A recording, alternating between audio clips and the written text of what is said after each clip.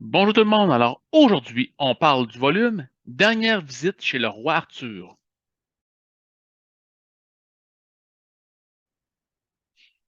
Donc, comme mentionné, on parle de ce volume 6 essai Dernière visite chez le roi Arthur de Michel Pastoureau.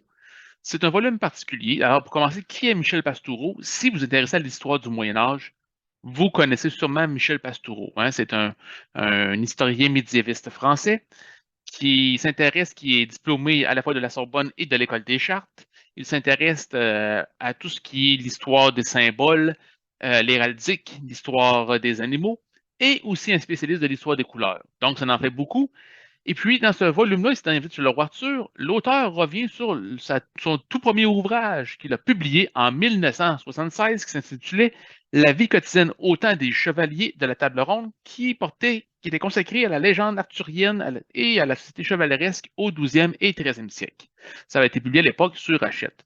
Donc, l'auteur, bon, il fait comme un retour en arrière via son premier ouvrage, hein. Si je vous dis que c'était son premier, mais il est rendu à 82. Donc, vous voyez qu'il y a un bon écart.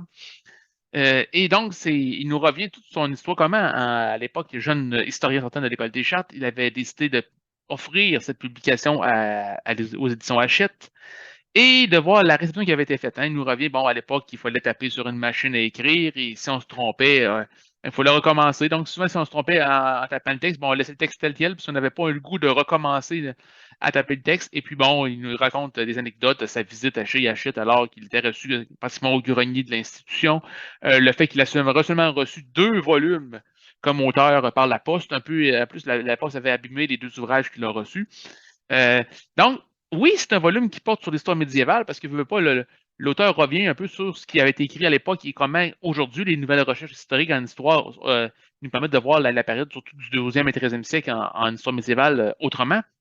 Mais il revient aussi sur un petit peu sa vie, lui, comme historien, comment c'était excuse-moi, historien, le monde littéraire à la fin des années 70 et au début des années 80 en France. Donc, c'est très intéressant. Là, on voit, bon, c'est sûr que comment le livre a été reçu par les journaux, les colloques qui devaient courir, évidemment, qu'il y a des anecdotes qui est liées à tout ça. Donc, si vous vous intéressez, oui, à l'histoire médiévale, mais aussi à tout ce qui touche au monde de l'érudition en France à la fin des années 70 et des années 80, c'est un volume que je vous recommande. Personnellement, j'ai dévoré le livre qui est à la fois un essai et à la fois une biographie, si je peux dire. Sur ce, je vous souhaite une très belle lecture et une bonne semaine.